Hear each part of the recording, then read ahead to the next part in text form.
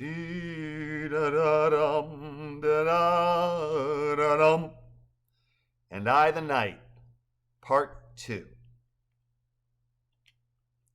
Celine called the next day, but I was at work, which was no surprise.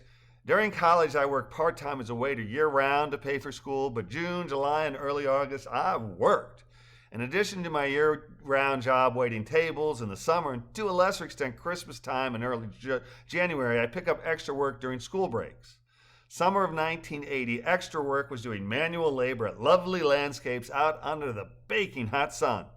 My mother took the call and did our SOP of writing Celine's name, time she called, and her number on the chalkboard we have hanging by the phone in the kitchen.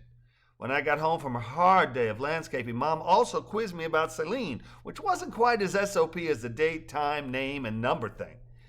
"You see that note about that girl who called?" Mama asked. "I did," I replied, nodding. "Thank you." "What happened to that Andrea girl? Did you go see her last night?" "I did. We decided to go our separate ways," I replied, my face providing another unspoken paragraph detailing the height, breadth, and depth of MYOB. "That all right?" I added a bit petulantly. "It's all right with me if it's all right with you," Mama said in a neutral voice. "Were you seeing this Celine at the same time?" she added, her words somehow coming out as an accusation more than a question.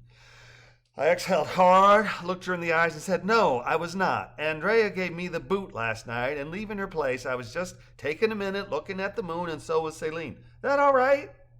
"You gave her your number?" "Mama, what is this? I'm 19 years old. I've been dating girls since I was 15. What's up with this inquisition? Can I ask about my son?" "This Celine." She sounded white.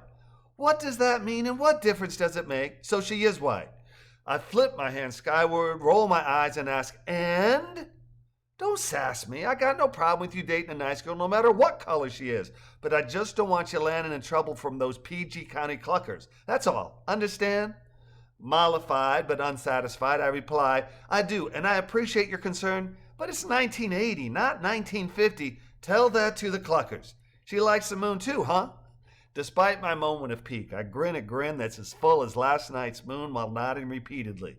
"She does, and guess what?" Mama smirked and asked, "She's the most beautiful girl you ever met and you're falling in love? Isn't that what normally happens to you?" Shaking my head and smiling, I replied, "You may be right about that first part, but you're way too fast for me, Mama. I'm just falling in like right now. But did you catch her name? Celine?" "So?" Mama asked. "What is she? Saltwater?" I shook my head, rolled my eyes, and said, "No, Miss Smarty Pants. Celine is one of the Greek names for a moon goddess, and guess who was born on a full moon?" "No," Mama said, a smile a mile wide appearing on her face. "Is that true?" "That's what she told me. Got no reason to doubt her." Mama laughed and said, "Now I want to talk to her parents. Sound like my kind of people." "You got that right," I said with a wink and a smile. "Lunatics! I'm going to call her and then I got to head to work. Thanks for the message." "Anything for my baby boy," Mama replied, a wicked grin replacing her joyful smile.